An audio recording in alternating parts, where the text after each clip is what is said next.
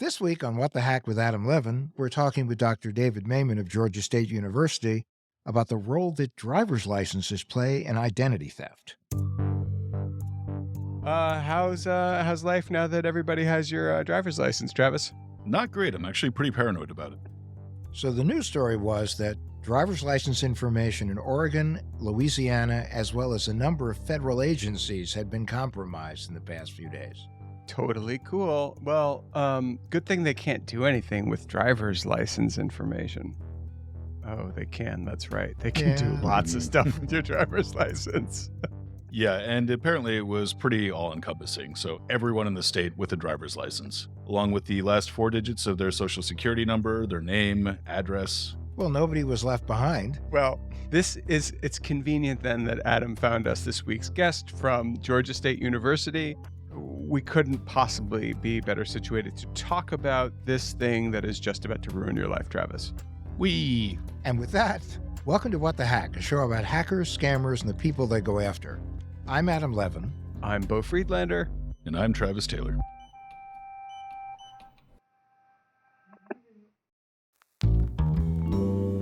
Dr. Maimon, welcome to our show. We're very excited to have you. So, you're an expert on identity theft. Does that mean you're also a criminal psychologist, a sociologist? No, so first of all, an expert in identity theft. I think the criminals are the expert in identity theft. I'm just trying to understand what is it that these guys are doing and working on, and ways to protect ourselves, way to protect organizations from the real experts. I am a sociologist who converted to criminologist, but at the end of it, criminologists are very interdisciplinary in the way they do their work. So a lot of sociology, a lot of psychology, a lot of geography, a lot of information science, a lot of computer science, a lot of cybersecurity. As a criminologist, you began your work years ago looking at the effects of these crimes or the kinds of people that commit them. What was your focus? Yeah, when I first started my academic career, I really tried to understand how the interaction between sociological factors, psychological factors, contributes to deviant outcomes among adolescents and youth. And what sort of crimes were you looking at back then? So at the beginning of my career, I was focusing more on violent crimes, simple assaults, aggravated assault. And what drew you into this field in the first place? So when I was a kid, I grew up in a crappy neighborhood, and many of my friends turned out to be criminals. And I really tried to figure out what prevented me from being on their side. Sure.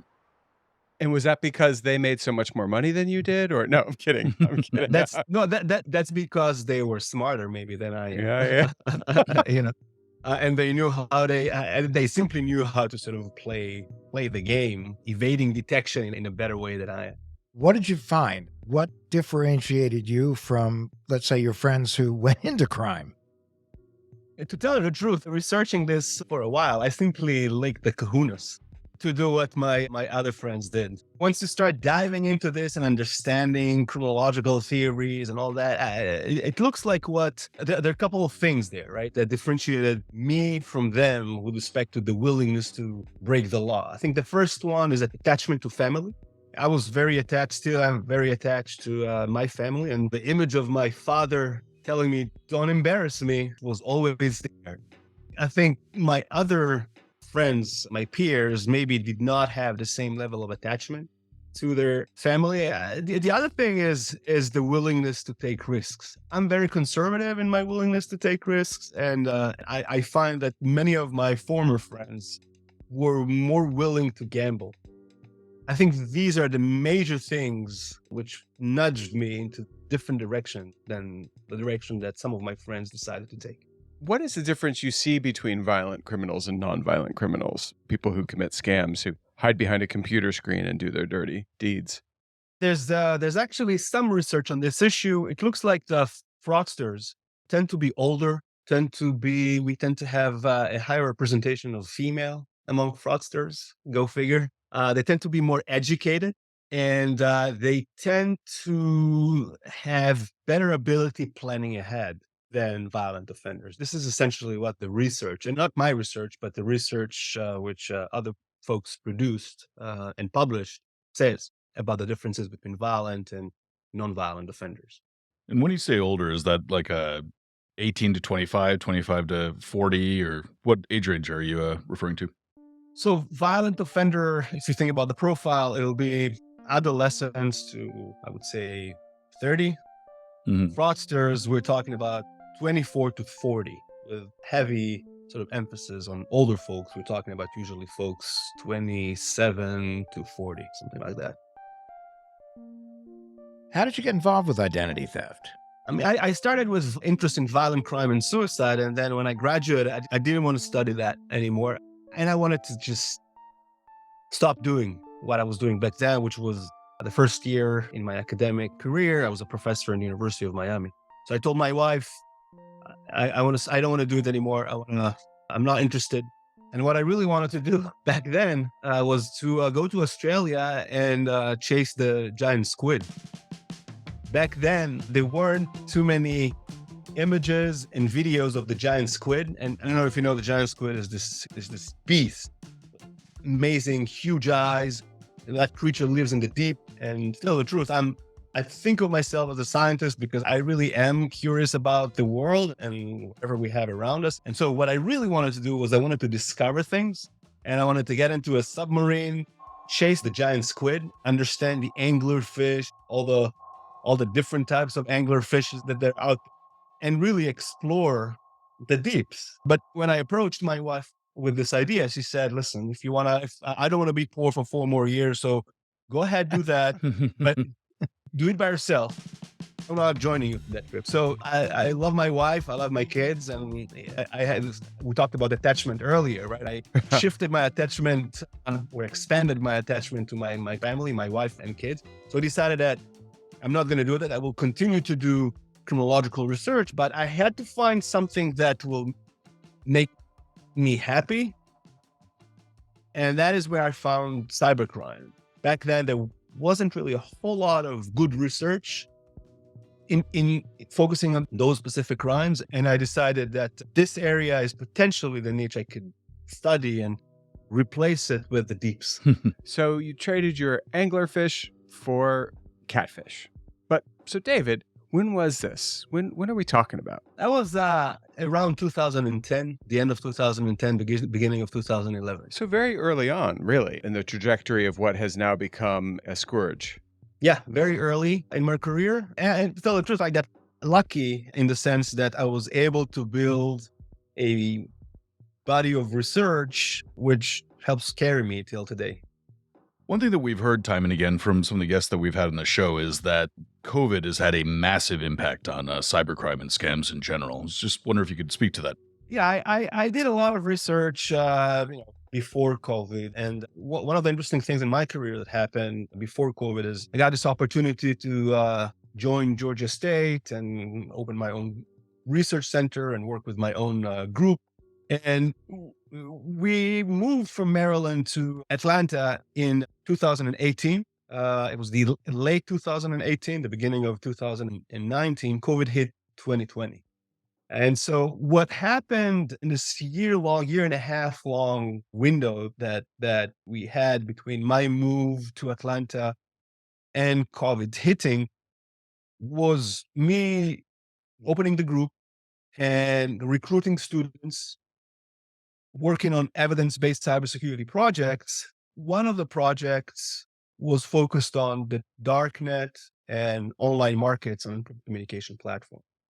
So during that year and a half long period, I had many students diving into those markets, establishing presence under fictitious identities, listening to what people were saying, and collecting massive amount of data on a daily basis. So when COVID hit, we saw how the markets respond to that.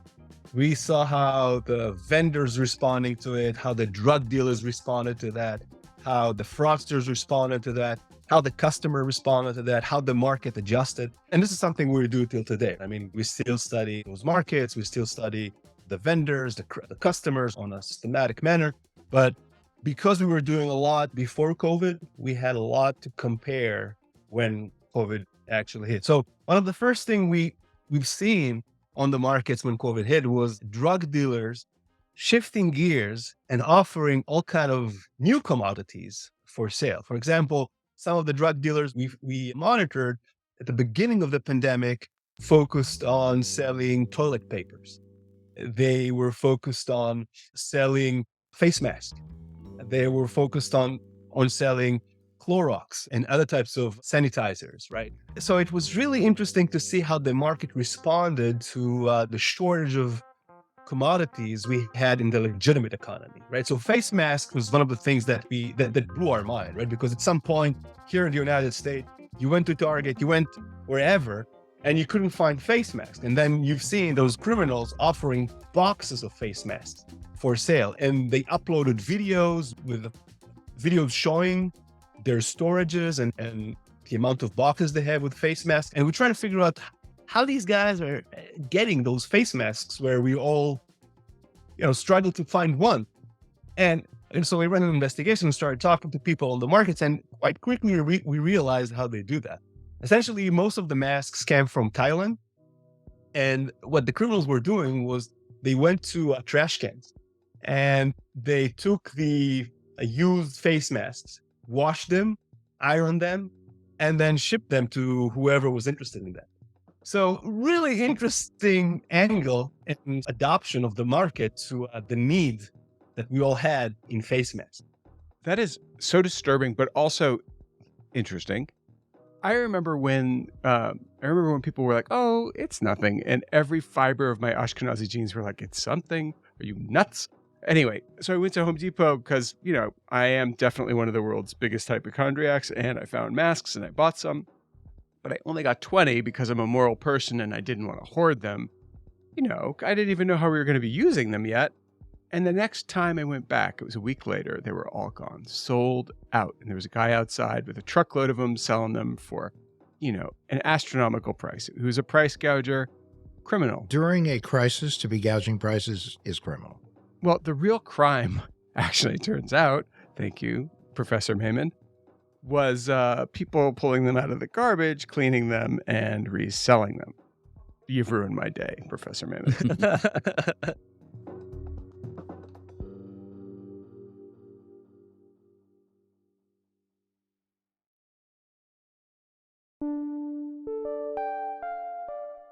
Welcome back.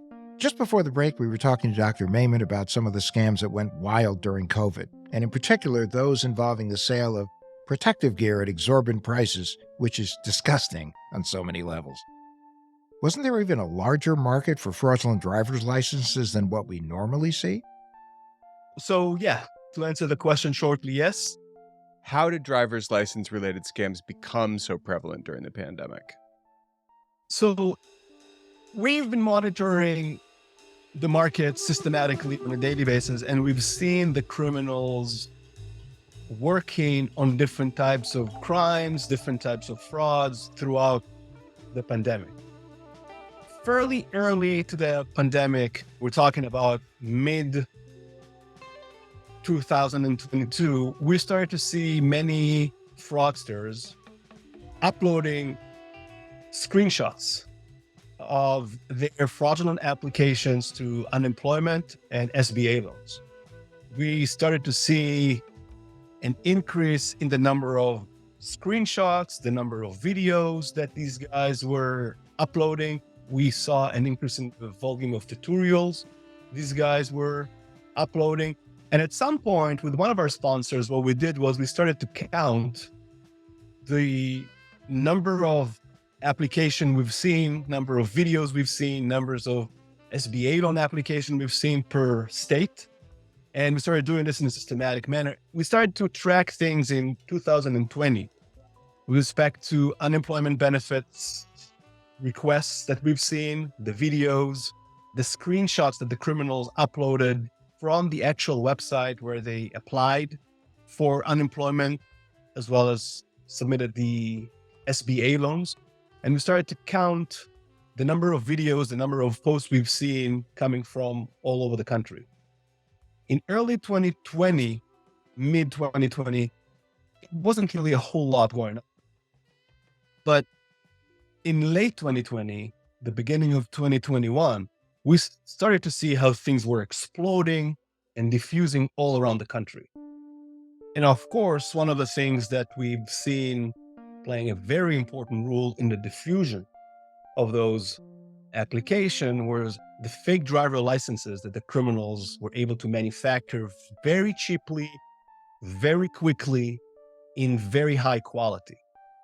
In many of the applications, we've seen the criminals presenting a driver license, a fake driver license with an identity on it. And we've seen how they used the driver license to simply type in and record all the information they needed to record on the Department of Labor, right, of all the relevant states' websites, and simply getting improved in very high rate. At some point, and I would say at the beginning of this, we started to see criminals selling tutorials of how to bypass some of the security mechanism that many states embraced and deployed in the context of their verification process. And we started shouting all over the place, hey, I mean, these guys know how to bypass this company's security mechanism and that company's security mechanism. And unfortunately, we didn't get too much attention to our calls. I think one of the biggest questions I have, and I know it's not really possible to get inside every scammer's head, but what was motivating them between identity theft and the government program scams and the like? Yeah, I mean, at the end of the day, they want money. But what about the guys doing the tutorials and the like? So those guys were doing tutorials. You have to understand, I mean, at this point, and even earlier, right, when we're talking about 2020, we were talking about a very sophisticated supply chain. So we're not talking about the teenager who are looking to just kill some time, and so they submit this fraudulent application trying to get some money from the government. No, we're not there anymore, and we weren't there in 2020. We were experiencing the operation of very sophisticated supply chains, which had access to our identities, took our identities, manufactured fake driver licenses with the criminal images, bypassing all the security mechanisms you can imagine in order to get this money. So profit is the number one reason for why these guys are doing this. What we are seeing out there, the amount of money we're seeing out there, we are talking about folks doing this for profit. It's easy. There's really no deterrence right now. So the probability that they will be caught for their operation and go to jail is relatively low. In terms of potential profits, these guys can make millions of dollars and invest not a whole lot of time in the operation. And if you're listening, guys out there, and you're going to go and try your hand at some of these crimes, just remember that David and the whole crew at What the Hack get 25% of everything you bring in. So we'll take that via Venmo or through Bitcoin. Wait, only 25%? Come on. Last time we tried to take more, we ended up almost becoming violent criminals. Again, so no.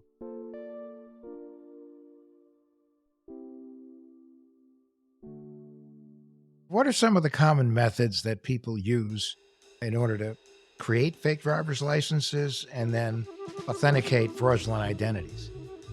So again, at this point, we're talking about a very elaborated operation, fetching the identities, using the identities in order to manufacture the fake driver licenses, sometimes manufacturing fake documents, which will allow you to go to the DMV office and simply get tested, take the driving test, and get a real driver license under fictitious identity. Then you can really do a lot of damage. We see that happens a lot. So the operation is so sophisticated and the supply chain is so elaborated at this point, where you have producers, the individuals get the identities from all kind of sources, including, of course, the data dumps that we're all familiar with from different breaches that the media keeps talking about every now and then. But to tell the truth, now, most of the identities we are getting, or the criminals are getting, really comes from the street. I'm sure you guys know at this point in our society, we have some kind of a crisis with respect to the way the mail is being delivered to our houses, a lot of stolen mail. A lot of what is going through that stolen mail are identities. And so think about the checks people send in order to pay their bills. Think about the debit cards that banks are sending to their customers in order to start working with their bank accounts. Think about the huge number of identities that are being delivered physically, right? From one residential environment to a company or whatever. The criminals target those envelopes. And so now they have on their disposal millions of identities that they can use with not a problem. Do you think, for instance, that more of existing licenses are altered or they're making totally new licenses whole cloth? What do you see more of? So in terms of the suppliers, right, those individuals who fetch the identity. So if you want to have a fake driver license, you have to have an identity to work with. So you need to have suppliers. So one of the suppliers we're familiar with and that we see, and traditional suppliers, are the hackers. They have a data dumps that you can purchase for reasonable prices, and then you have millions of identities that you can start working with. What changed during the last 3 years or so is the availability of identities on the street in a different manner than it was in the past, where you can think about the Russian and the Chinese and the North Korean and all these getting access to those dumps with our identities and using them in order to open a new bank account and try to steal some money from the banks and open credit lines on our behalf. Now we have local groups who have access to all those stolen identities. And they also can physically get inside the bank with a fake driver license and open a bank account and then establish a credit line and ask for a loan and open a business and then take another loan on behalf of the business and so on and so forth. What we're seeing today is definitely, when we are looking at the platforms we oversee, we see a very dramatic increase in the volume of fake driver licenses that these criminals manufacture. But what changed in comparison to what we've seen in the past is the quality of the driver licenses. David, so my children are, one of them is old enough to drink and one of them is not old enough to drink. Both of them, when they were not old enough to drink, had IDs that allowed them to drink legally, illegally, because they were able to get driver's licenses. And these driver's licenses were very good. They scanned. If they scanned it at the bar, it showed up as a valid driver's license. They paid $60 for them. And my daughter recently pointed out, Dad, $60 is a lot for a 15-year-old. It's not very much for a criminal. Is that what we're talking about? Is that the kind of ID that you're talking about? We're talking about IDs which are even more sophisticated and even higher quality than the driver license that you just described. So most of the driver licenses will definitely go through the scan, but some of the driver licenses, or many of the driver licenses that we see, can also have the UV on them. And once you the driver license, turn on the UV light, you see all the security controls that the states need to have on the driver licenses. It's mind-boggling to see how sophisticated and how good those driver licenses are in terms of the security controls that the criminals know they need to have on those driver licenses. Very difficult, very complicated to detect fake licenses, especially when you don't have the appropriate means to do that. Now, remember, one of the things we were talking about earlier is that some criminals, they print fake utility bills, they print fake social security cards, and they actually go to the DMV office, take the driving test, and they get the real driver license with all the controls. What are you going to do about that? I mean, you have fictitious identity with real driver license, and now the person who owns the driver license can start doing some damage. We know that these driver's licenses played an enormous role in unemployment compensation fraud. So what are some of the weaknesses in the unemployment compensation system that they were able to exploit effectively? Folks simply did not have the appropriate way to verify the identity of those individuals who applied for the unemployment benefit as well as for the SBA loans. I know that there were attempts to hire all those companies. I know that the companies that many states have hired promised a lot, but at the end of the day, if you listen to some of the congressional hearings, you know by now that many of those companies simply fail to deliver on their promises. And there was also the element of time. So people were actually out of work and needed money, and they needed these benefits, and the states had to move quickly, and that's always a recipe for disaster or a recipe for success for a criminal, no? Yeah, definitely. I mean, the fact that you have people doing things fast without thinking about this, without having the appropriate verification process, played a very important role.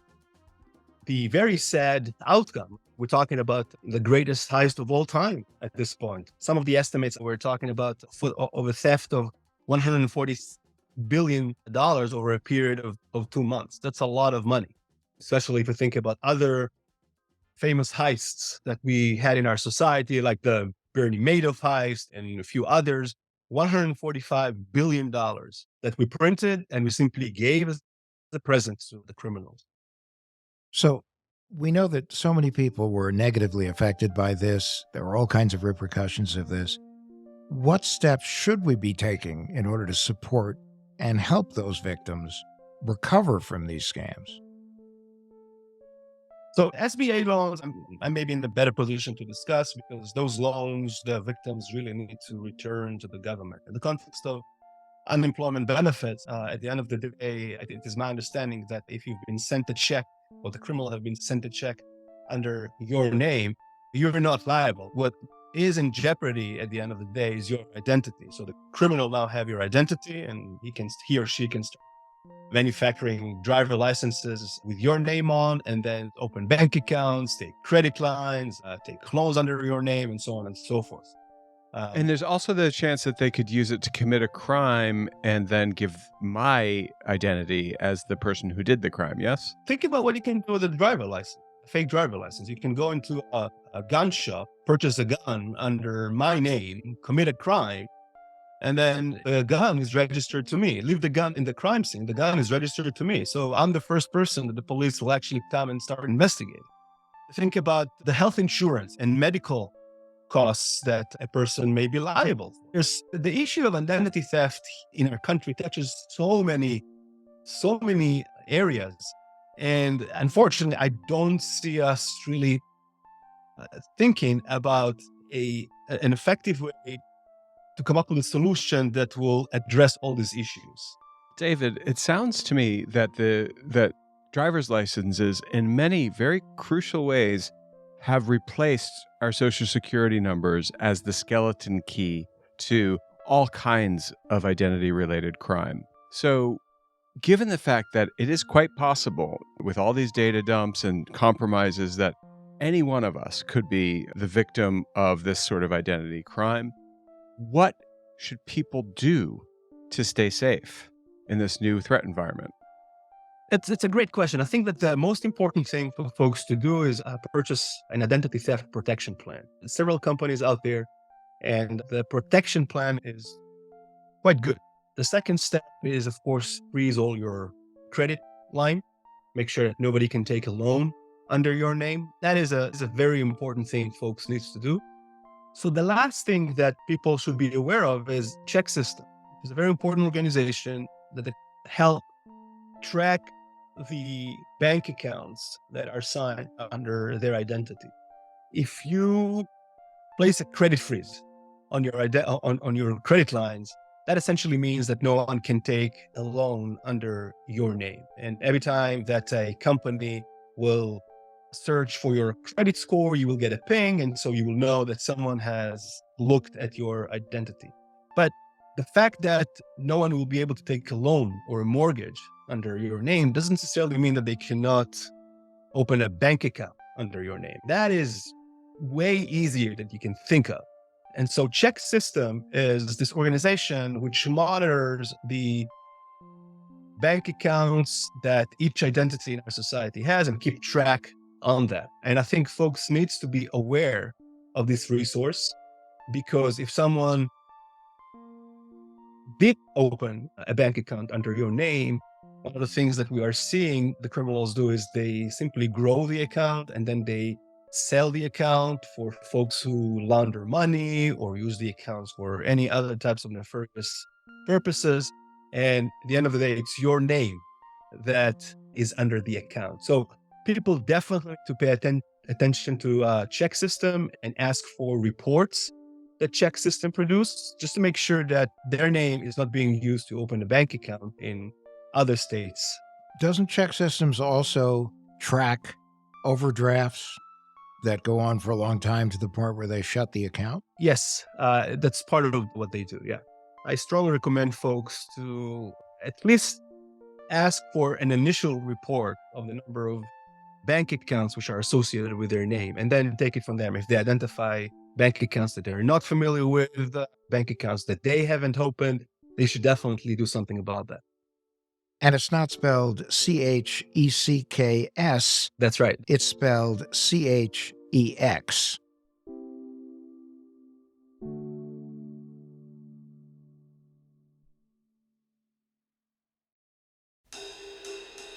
David, we can't thank you enough for being on the show. I mean, it was extremely enlightening. We love your take on these things. And where should people go if they want to learn more about you or Georgia State University's work in this area? To learn more about what we do, folks can go to ebcs.gsu.edu. That's ebcs.gsu.edu. We'll put a link up to that on our website as well. Thank you.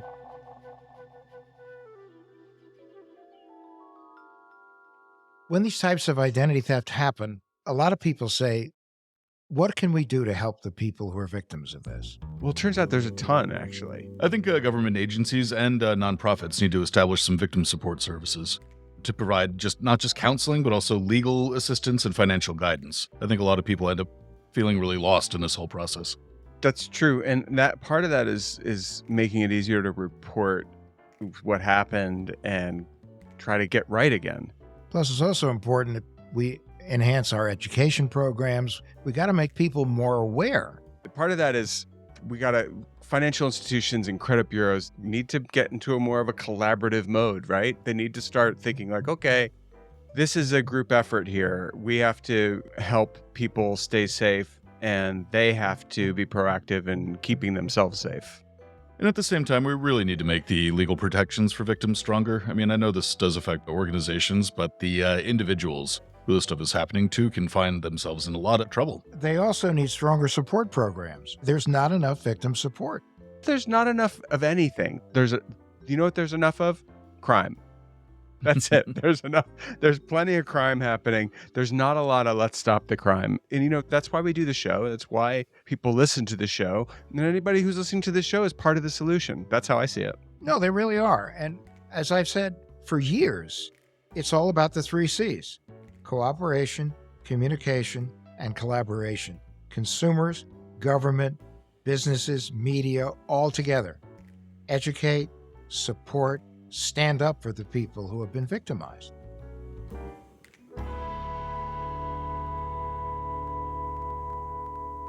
Okay, well, all right then. Travis, you're screwed. Sounds like it.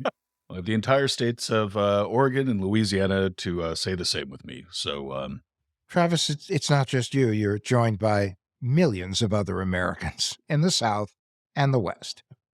Well, it's a good thing we just learned about check systems. So, Travis, what are you going to do now? we're going to talk about it in the Tinfoil Swan. That's true.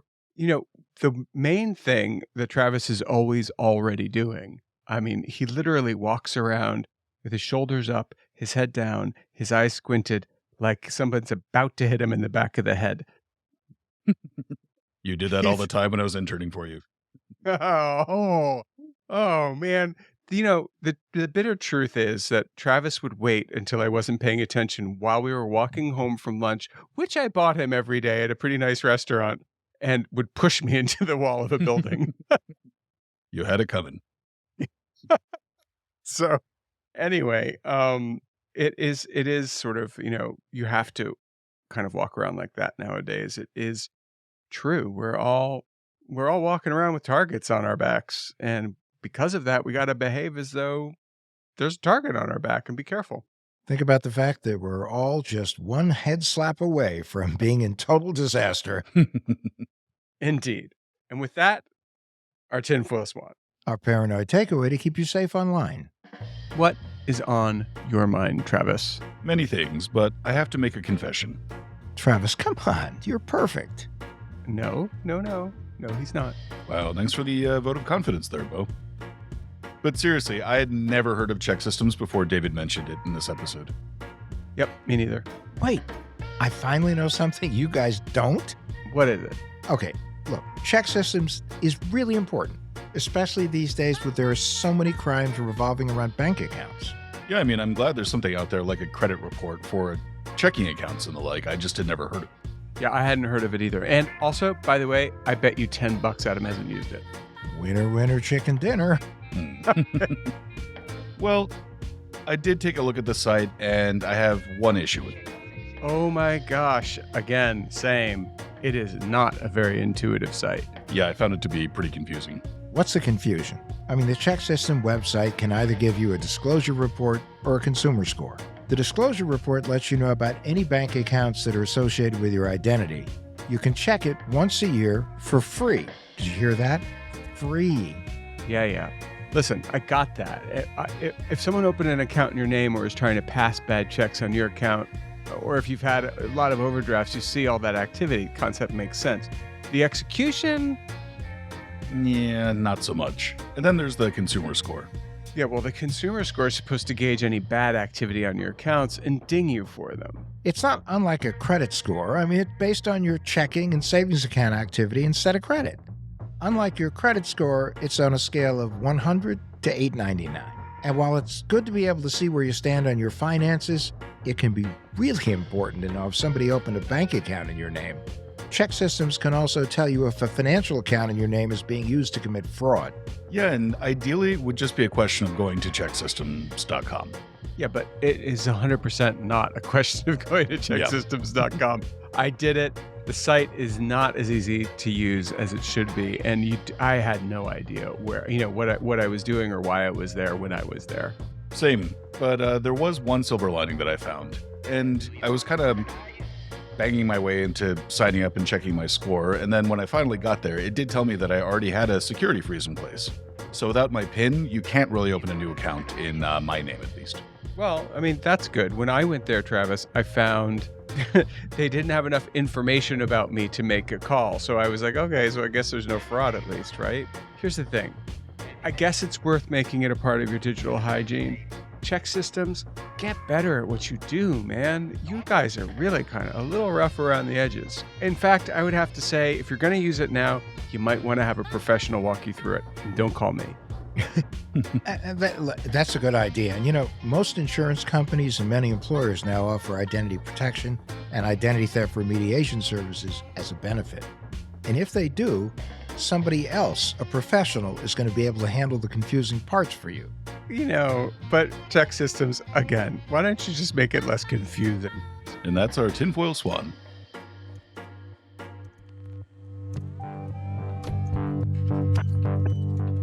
What the Hack with Adam Levin is a production of Loud Tree Media.